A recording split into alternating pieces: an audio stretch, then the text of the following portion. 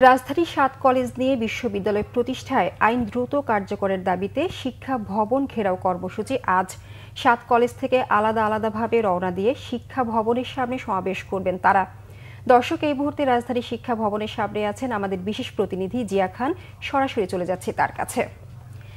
জিয়া, শিক্ষা ভবন ঘেরাও কর্মসূচির এখনকার অবস্থা কেমন দেখছেন, আর আন্দোলনরত শিক্ষার্থীরা কি বলছেন? ধন্যবাদ রেখা।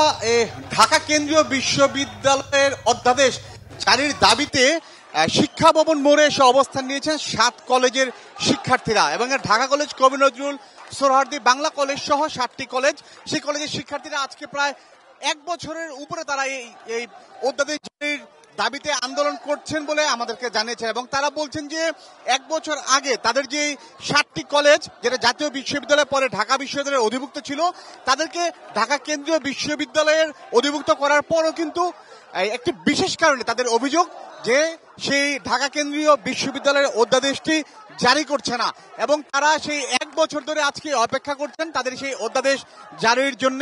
কিন্তু যেহেতু জারি এখন পর্যন্ত অধ্যাদেশটি সরকারের পক্ষ থেকে প্রস্তাবনা হলেও সেটি এখন পর্যন্ত জারি করা হয়নি, তারই প্রতিবাদে এবং সেই অধ্যাদেশ জারির দাবিতে তারা আজকে শিক্ষা ভবন মোড়ে এসে অবস্থান নিয়েছেন এবং তাদের এই কর্মসূচি পূর্ব ঘোষিত। তারা আগে থেকে জানিয়েছিলেন যে তারা ৭টি কলেজ, তারা কলেজ প্রাঙ্গণ থেকে আজকে সকালে অর্থাৎ ১১টার মধ্যে এসে এই শিক্ষা ভবন মোড়ে এসে তারা অবস্থান নেবেন এবং তারা সেই কাজটি করেছেন। এবং আর তারা যেটা বলছেন যে বিশেষ করে তাদের এই অধ্যাদেশ জারি না হওয়ার পিছনে সরকার এবং শিক্ষা ক্যাডারের বেশ কিছু লোকজন তারাই ষড়যন্ত্র করছেন এবং তারা বলছেন যে তাদের শিক্ষা ক্যাডারের ষড়যন্ত্রের কারণেই তাদের যে প্রস্তাবনা পাশ হওয়ার পরও ঢাকা কেন্দ্রীয় বিশ্ববিদ্যালয়ের যে অধ্যাদেশটি তারা জারি হচ্ছে না এবং জারি না হওয়ার কারণে তারা প্রায় ৬ থেকে ৭ মাসের যে সেশন জট, সেই জটটিতে তারা পড়েছেন।